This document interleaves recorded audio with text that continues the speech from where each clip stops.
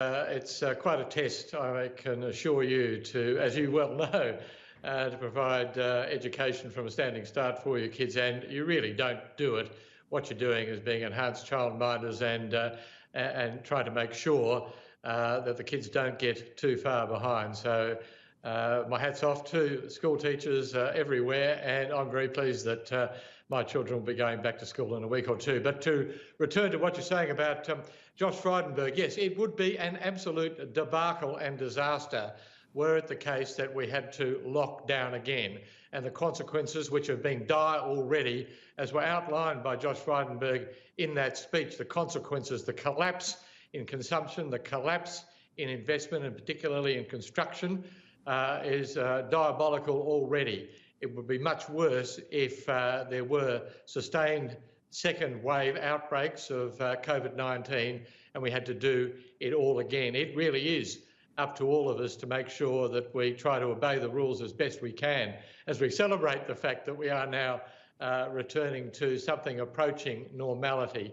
I did think, Ash, that speech was a bit thin, as Kieran Gilbert noted immediately after the Treasurer had sat down, worried a bit too for the Treasurer's health. Though very little in the way of new data, except to point out that he thought, on Treasury's estimation, something like 850,000 people would return to work, about 1 million out of work or lost their jobs or stood down as a consequence of the lockdown.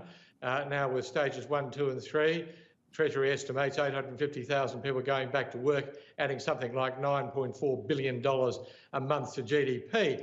But on the other hand, that will not make up for the 2 months' worth of production and national income that's been lost. And it's still going to be very, very difficult for Australia, and people will be wondering what it is exactly the government intends to help business to get through the next stage. Jim, you've reported a lot over the years from and about Beijing and what goes on in China. We know how important the trade relationship is. Just how much do you think we should be reading into this decision today to suspend beef exports from 4 abattoirs, 3 in Queensland, 1 in New South Wales? Is it too much to jump to the conclusion at this stage that it is in retaliation to Scott Morrison's wish for a full inquiry into the origins of COVID-19? Look, I'll tell you this, I think, Ash, the state of relations between Australia and China obviously doesn't help in these circumstances. But that said, China's had long-standing gripes with Australia, particularly over its anti-dumping tariffs, our anti-dumping tariffs on Chinese steel, aluminium and other products, and has been looking for a very long time for ways in which to retaliate.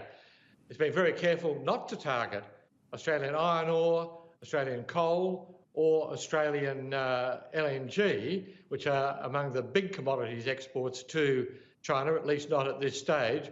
Barley, unfortunately for Australia, big export market in China, but it is a commodity China can get from elsewhere, notably from Canada. Beef, yes, important to the Chinese middle class, but not as important as other exports that we have to China. So it may be bound up, or the intensity of what's going on and the continuing pressure that's coming on with these anti-dumping allegations against Australia, and also now these very technical issues relating to imports of Australian beef. But I think it's a bit too early to judge whether it's directly related to the state of relations. However, the poor state of relations does make it harder for these things to be fixed in the short term, I'd have thought.